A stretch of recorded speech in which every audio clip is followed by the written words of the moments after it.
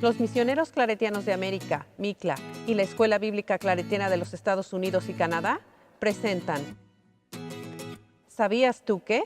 Muy buenas, un saludo para todos y todas. Mi nombre es Giselle Zamora, participo y colaboro con los misioneros claretianos en talleres de lectura popular y comunitaria de la Biblia desde hace 12 años y hoy queremos compartir con ustedes el tema de Pablo y su ministerio en la comunidad de Corinto. Pablo, en la primera carta a los Corintios, reclama que su llamado apostólico es para predicar el Evangelio y no para bautizar. Indica que su trabajo está orientado principalmente a la interpretación y comunicación de todo lo que encierra el término la cruz de Cristo, mensaje medular de la fe cristiana. Pablo siente que su misión de apóstol es ser testigo de la resurrección y por tanto misionero fundador de comunidades. Al mismo tiempo, Pablo demuestra por sus visitas y su correspondencia con las congregaciones que ha fundado que su apostolado incluye también una buena carga de orientación pastoral. Frente a la pugna de tendencias dentro de la comunidad, Pablo proclama firmemente su postura, pero su actitud no surge de un individualismo subjetivo ni autosuficiente. Pablo rechaza cualquier motivo de ese tipo al asumir la vocación de predicar un evangelio basado en la cruz, que niega toda autosuficiencia y exige que el cristiano se libere del individualismo. En la segunda epístola a los Corintios, Pablo transmite referencias esenciales sobre el significado de su ministerio. Sus enunciados no son de naturaleza dogmática, sino una reacción a ataques tanto de la comunidad de Corinto como también de afuera. Queda claro en estos enunciados cómo entiende Pablo su ministerio. Nos descubre, quizás sin quererlo, el fondo de su mente y de su corazón. De estos enunciados se pueden derivar las características generales del ministerio del apóstol. Es el ministerio de la nueva alianza, del Espíritu, de la justificación, de la reconciliación y de la palabra. En 2 Corintios 3, del 12 al 18, Pablo incorpora unas imágenes muy sugerentes y propone una reflexión sobre su ministerio apostólico comparado con el de Moisés. Toma las tradiciones o leyendas de Éxodo 33, del 7 al 11, y 34, 29, 35. Y jugando con los símbolos allí narrados, letra, tinta, ley escrita, piedras, mediación de Moisés, gloria, velo, teje la contraposición entre ambos ministerios en términos audaces y extremos. Pablo no hace una interpretación literal del Antiguo Testamento, sino que se lanza a una reflexión original y libre en la tradición judía que era conocida como Midrash. El contexto de estas reflexiones sigue siendo polémico. Aparentemente Pablo dirige todo su discurso no contra la ley de Moisés como tal, sino contra la predicación de aquellos falsos apóstoles, algunos de ellos probablemente judeocristianos que no se habían desprendido aún de la mentalidad de la ley antigua.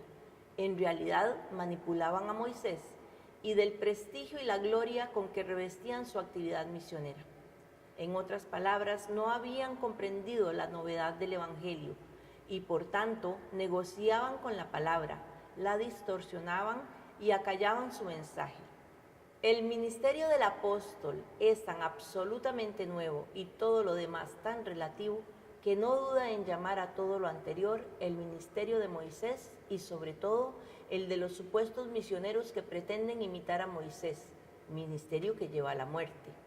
El contraste tiene su fuerza al resaltar con la comparación vida-muerte, la irrupción de la vida del Espíritu en el corazón de los corintios que está creando una nueva comunidad a la que el apóstol no duda en llamar alianza nueva. A lo largo de todo su alegato, el apóstol describe esta nueva alianza en oposición absoluta con la anterior. Es una alianza de espíritu, no de pura letra. Da vida, mientras que la letra mata. Su ministerio es de absolución, no de condena. Permanente, no transitorio. De resplandor, incomparable frente a lo ya opaco, de transparencia y franqueza frente al ocultamiento. El apóstol alude al final de la gran transformación que la resurrección de Jesús, a través de su Espíritu, va operando en la comunidad de creyentes y que no es otra cosa que la progresiva semejanza a Cristo mismo. Pablo reivindica su ministerio respondiendo a las acusaciones de sus enemigos.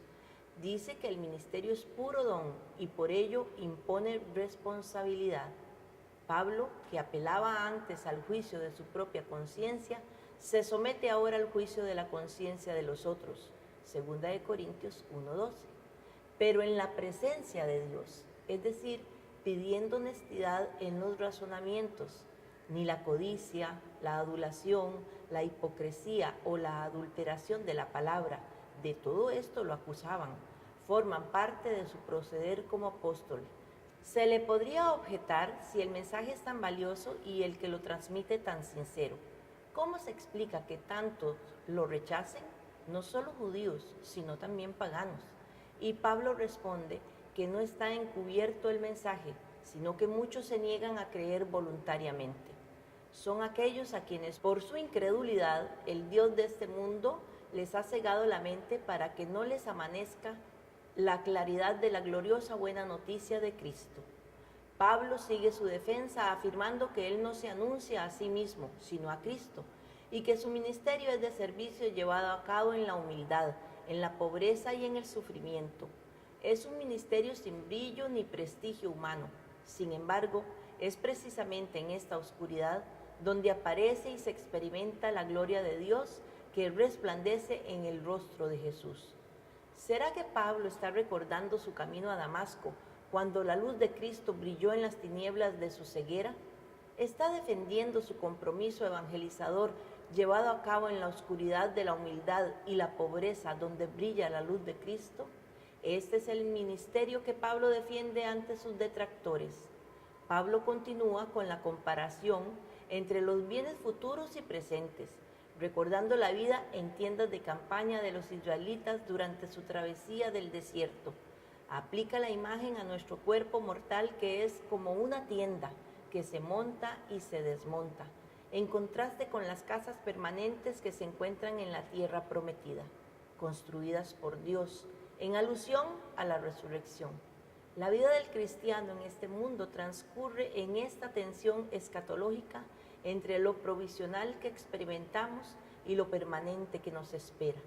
Pablo sigue defendiendo su ministerio frente a los ataques y reticencias.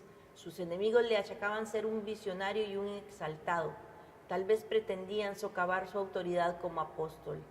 La defensa de Pablo es el respeto debido al Señor, que le hace estar siempre como al desnudo en su presencia. De ahí la sinceridad y la franqueza con que siempre ha procedido en su ministerio. Espera que los corintios reconozcan también esta transparencia de su actuar. Es más por lo que vale y porque lo manifiesta con sinceridad y modestia.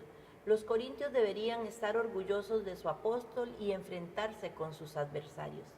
Hay que entender esta frase en su contexto polémico. Había gente en Corinto que negaba los méritos de Pablo para afirmar su propia valía y autoridad. A la luz de 11, del 19 al 22, podría decirse que se trata de líderes cristianos judaizantes que se jactaban de algo externo como la circuncisión. Frente a ello, los corintios deben afirmar el valor y la autoridad de su apóstol. Por lo demás, Pablo en todo procede con respeto a Dios y amor a Cristo, un amor que corresponde al amor sacrificado del Señor. Vivir para Cristo es vivir sin egoísmo, el amor a los hermanos y hermanas. Para el apóstol esto es amar y comprender a Cristo superando criterios puramente humanos. Pablo ha defendido la autenticidad de su misión entre los corintios contra los oportunistas y falsos apóstoles que le estaban socavando con críticas y difamaciones. El apóstol desea la reconciliación y no solamente a título privado, sino como mediador de la fe de su querida comunidad. Es decir, lo que está verdaderamente en juego no son sus relaciones estrictamente personales con los corintios, sino la comprensión y aceptación por parte de estos del evangelio que les ha anunciado. El asunto es grave, afecta nada menos que la salvación de la comunidad.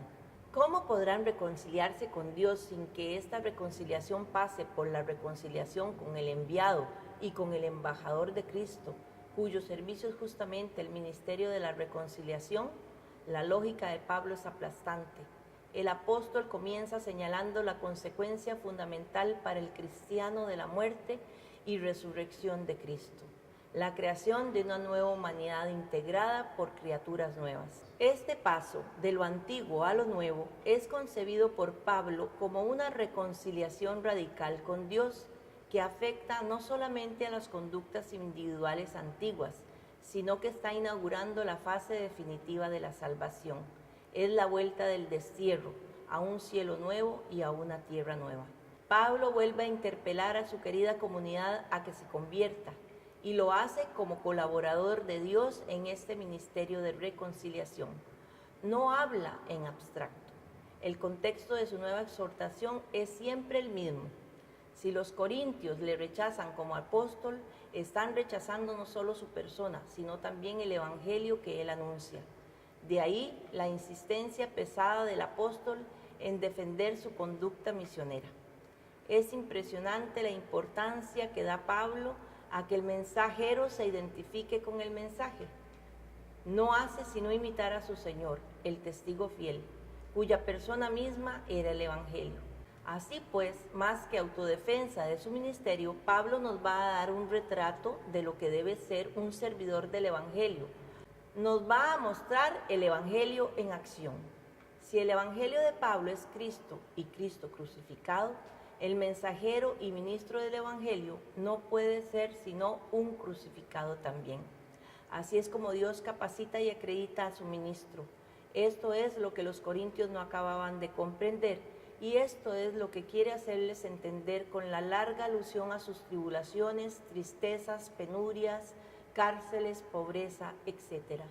¿Cómo podemos hacer una relectura de estos textos y aplicarlos para nuestra realidad occidental? Los problemas de Corinto son muy semejantes a lo que vivimos en nuestro continente americano. Grandes desafíos culturales, existenciales, políticos, económicos y religiosos. Vivimos cautivos de una red invisible de barreras y prejuicios, tan profundamente interiorizados por la sociedad y la religión, que son ellos quienes nos dictan a quién escoger y a quién rechazar, con quién tratar y a quién evitar. Nos parece lo más normal pensar que nuestra raza es superior a otras, nuestra patria más noble, nuestra religión más respetable, nuestros derechos más exigibles. Sin darnos cuenta, levantamos muros y barreras para excluir a quienes pueden poner en peligro nuestro bienestar o contaminar nuestra tranquilidad. Personas de otras razas, inmigrantes, los sin techo, enfermos, delincuentes, homosexuales. Incluso desde la Iglesia podemos reforzar estas marginaciones o generar nuevas de carácter religioso. Miembros de otras denominaciones religiosas, cristianos alejados de la Iglesia, casados de manera irregular, mujeres que han abortado.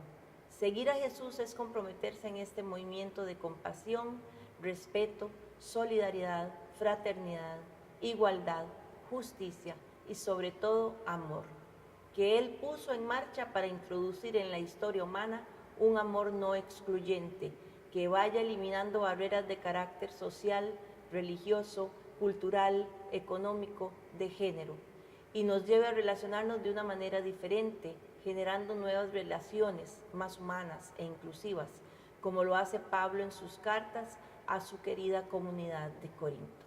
Muchísimas gracias. Gracias por sintonizarnos. No olvides darle un like a este video y compartir con tus amistades.